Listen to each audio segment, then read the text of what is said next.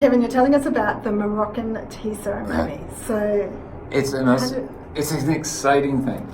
And you talked about hospitality, right? And welcoming.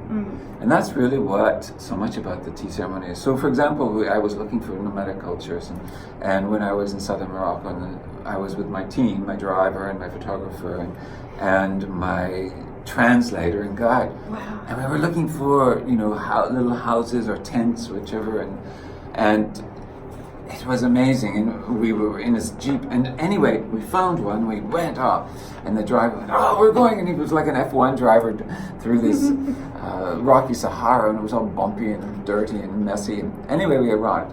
But what happens is that the host, the master, he comes out and he welcomes you. Yeah. And you give gifts. Yeah. And the gifts for them are green tea and sugar. Okay. So that's important, the staples of life. Yeah. And so he invites us into his one room, and we're there, and it's And is beautiful. this the photo of it? Okay, yeah. so I'm going to show that photo. Yes. That is beautiful. Keep sharing. And also, the thing is that about this is that we sat there, and I didn't speak Arabic.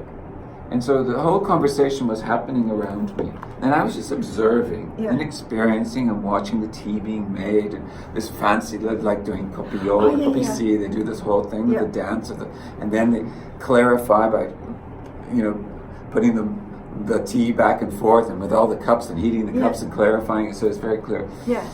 But the whole point of that whole thing is about developing the rapport, the curiosity, the trust. It's all in that, in the conversation. So what was being built up was there's always 3 cups of tea. Oh, okay. 3 is the magic number. Okay. And if you also look at their tables, there's only 3 legs. Oh, right. 3 and the small little tables. and so at the very end of the 3 cups of tea, my guide said, "Now you can ask your questions." And I thought, wow.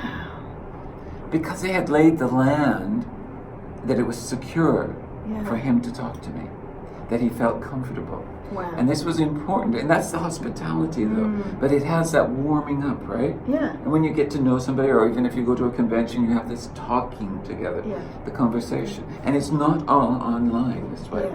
It is face-to-face. Yes. Because they realize that it's the face-to-face, it's the eyes, it's the connection. Yeah. And you don't get that connection over a device. Right? Which is why I really wanted to see you while we were both in the city at the same time. Exactly. Yeah, we can always Zoom, but it's just so good to be connected. But it was so amazing because the actual clarifying of the tea actually means something.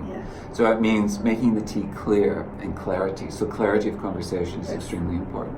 And the foam that's on top has to be so thin, so that it just holds the sand, and that you can drink the tea underneath it. Yeah, wow. And so it's all meticulously created and crafted, and you have to have a master's tea maker to do it. Yeah. But it is all about that clarity. That's beautiful. And succinctness. Yes. So it is out in the open. Yeah. And I think that that's one of the special things about the curiosity, because we were getting curious about each other. Yeah. And so I think your idea of curiosity, mine is the same, and it's all the same. And it's about that cultural awakening. Yeah. And I don't mean just different cultures. I mean our own cultural awakening within us. Yes. Right? And that awakening, the word awake, is to be awake. Yeah. And the awareness of being awake. Yes. Right? Yeah. And people know I talk a lot about awareness. That's what starts the asking model. Yeah. In Do Talk to Strangers. I don't know if people have seen it in this video, but there it is.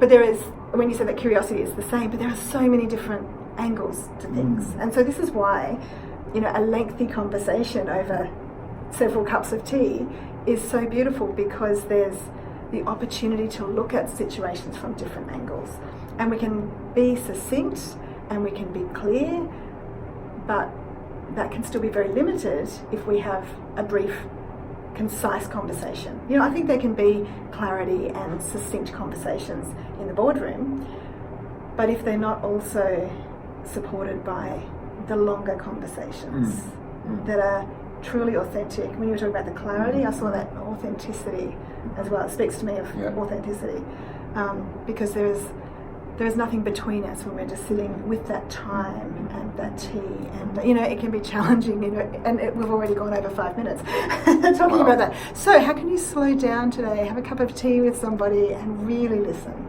Have a cup of tea. I think there's more we can talk about, so I'm going to press stop now, and please add your comments, and let's have another conversation with Kevin soon.